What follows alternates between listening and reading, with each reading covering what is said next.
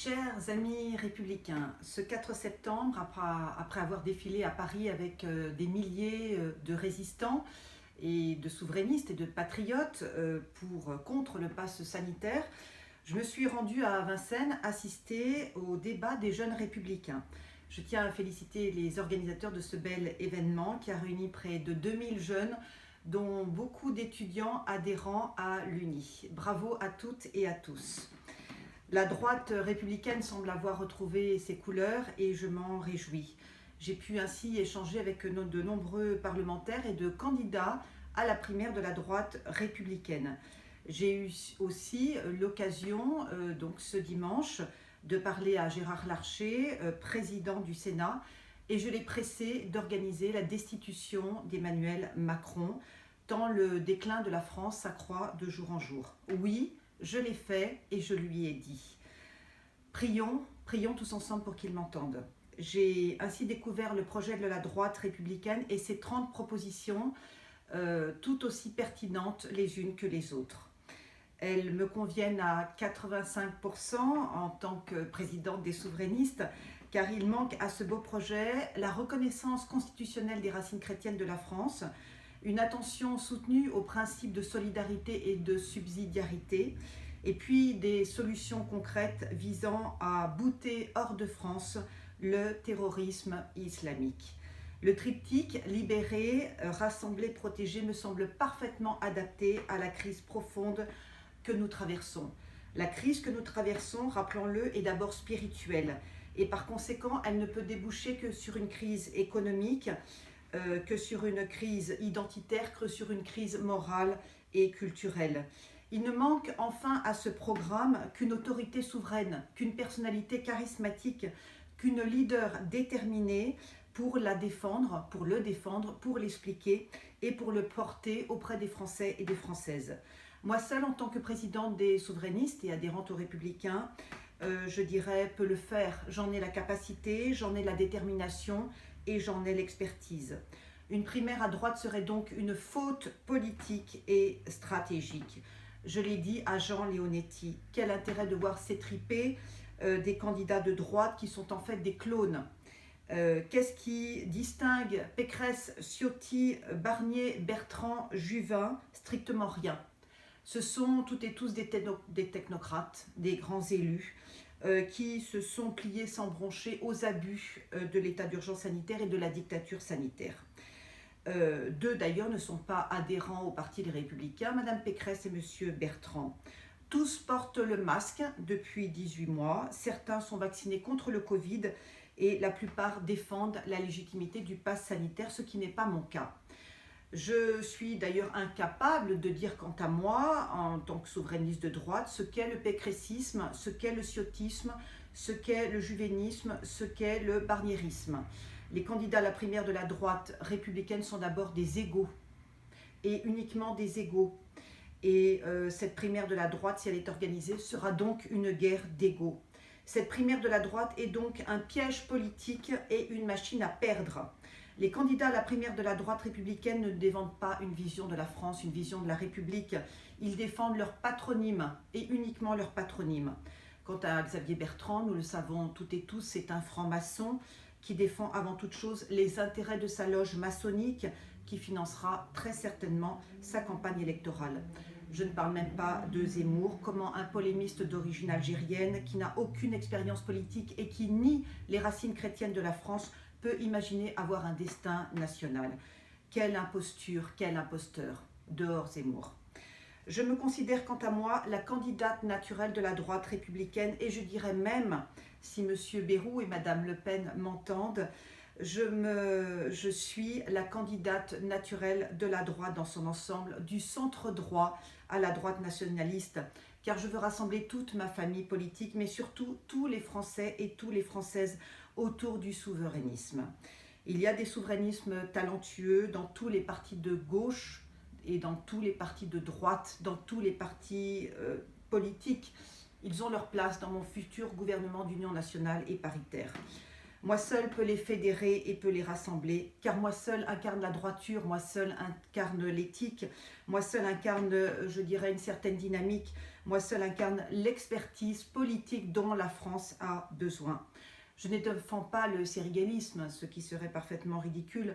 Je défends le souverainisme, je défends une doctrine, je défends une marque, je défends un label, je défends une grandeur, celle du souverainisme.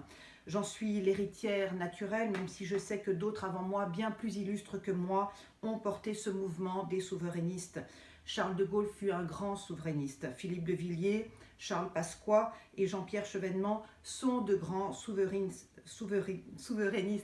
Je m'inscris dans cette grande lignée de grands politiques et de grands résistants. Si vous interrogez n'importe qui dans la rue, chers amis républicains, tout le monde sait et saura vous dire ce qu'est le souverainisme. Être souverain, c'est être maître de son destin. Être souveraine, c'est être maîtresse de son destin. La France doit redevenir maîtresse de son destin. Voilà sa destinée, voilà son ambition, voilà sa vocation. Reconquérir notre souveraineté nationale, c'est reconquérir notre souveraineté industrielle, notre souveraineté agricole, notre souveraineté sanitaire, notre souveraineté juridique, notre souveraineté énergétique. C'est sortir du mondialisme, du progressisme et du socialisme mortifère. Reconquérir notre souveraineté populaire, c'est redonner toute sa force au peuple de France et au référendum. Si la France ne retrouve pas sa souveraineté nationale et populaire, notre pays sera encore plus dépendant de puissances extérieures. L'Union européenne, les organisations mondialistes, Big Pharma, la France s'enfoncera dans la voie de la dette, dans la voie de la paupérisation et dans la voie du déclin civilisationnel. Je dis à la droite dans son ensemble, vous avez un boulevard devant vous. Le macronisme est un naufrage. Le progressisme s'est construit sur les ruines de toute transcendance et sur la déconstruction de l'histoire de France, de la langue, de la culture, des institutions, sur le mépris du Parlement et du peuple français. Il faut y mettre fin. La France désormais pense à droite. Les Français dans leur ensemble pensent à droite. Le socialisme n'a plus ni parti, ni adhérent, ni ténor. Qu'Hidalgo se concentre sur la mairie de Paris et ne rêve pas de la magistrature suprême. Quant au macronisme, il est un parti virtuel et moribond. Il s'est d'ailleurs réuni lundi dans la salle des malades à Angers, où trône un célèbre tableau intitulé « Le chant du monde » qui décrit l'apocalypse. C'est dire. Socialisme et macronisme sont donc responsables de l'explosion migratoire, de l'islamo-gauchisme, du déclin éducatif, de la désindustrialisation malheureuse, de la décadence des mœurs et du mariage homosexuel. Bonjour la réussite. Quant à l'écologisme, il est totalement déconnecté du réel. Chaque phrase de Sandrine Rousseau le prouve. L'écoféminisme n'est qu'un naufrage, c'est une impasse, c'est un trou noir d'idéologie, et je dirais même de bêtises. C'est donc maintenant, chers amis républicains, qu'il faut prendre le pouvoir via la destitution d'Emmanuel Macron. Nous ne pouvons pas attendre 8 mois, nous ne pouvons pas maintenir Macron à son poste. Nous ne pouvons pas faire confiance à Moussa Darmanin pour organiser les futures élections présidentielles. Les risques de fraude électorale sont beaucoup trop importants avec cette voyoucratie qui nous gouverne. Ce gouvernement sans foi ni loi qui oblige les enfants par 30 degrés à porter un masque sur le visage à l'école. Ce gouvernement obsédé par le pass sanitaire et le vaccin anti-Covid doit dégager au plus vite. Macron n'est pas un président normal, c'est un authentique dictateur sanitaire, c'est un authentique psychopathe. Il est anormal que des millions de personnes manifestent tous les samedis scandant Macron démission et qu'il ne se passe rien. Il est anormal que des millions de personnes aient déposé plainte contre messieurs Castex et Véran auprès de la Cour de justice de la République et qu'il ne se passe rien.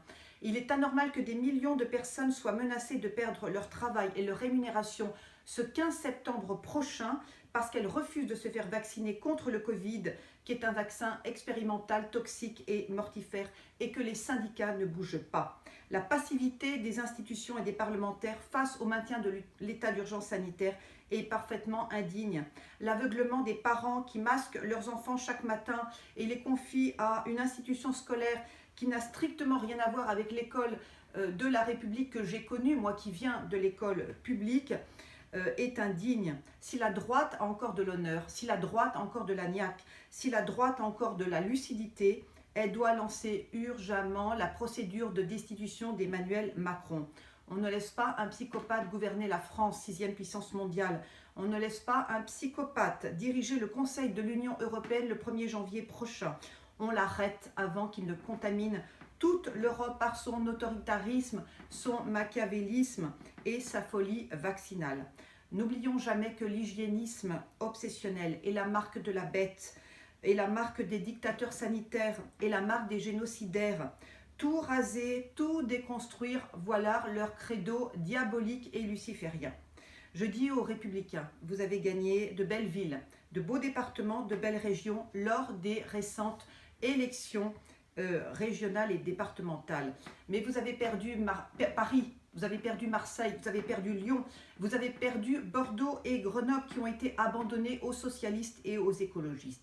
Si vous voulez gouverner la France, c'est maintenant qu'il faut prendre le pouvoir et non dans 8 mois. Le souverainisme que j'incarne doit présider la France. Le républicanisme que vous incarnez doit gouverner afin de mettre en œuvre le projet des Républicains. Vous êtes le premier parti de France avec vos 80 000 adhérents. Vous avez tout à fait la légitimité pour prendre le pouvoir dès maintenant. Il ne faut plus attendre. Il serait irresponsable de laisser plus longtemps Macron, le fanatique, aux manettes de la France. Il est à l'origine, par ses décisions irresponsables et, je dirais, insensées, du déclin économique, du déclin moral et spirituel de la France. Il est à l'origine de cette France fracturée, archipélisée et déclassée. Il est à l'origine de la conspiration diabolique qui a orchestré l'incendie criminel de Notre-Dame de Paris. Il est à l'origine du salon Désir d'enfant qu'il aurait pu interdire, mais qui s'est déroulé sans embâche ce week-end à Paris.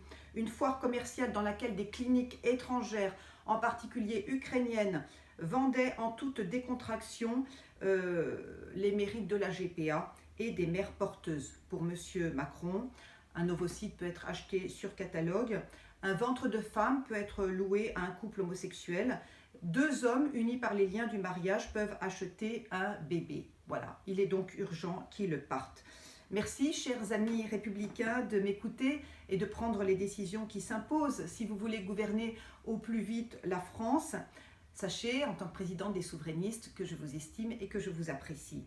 Vive la République, vive la France souveraine, vive le peuple souverain.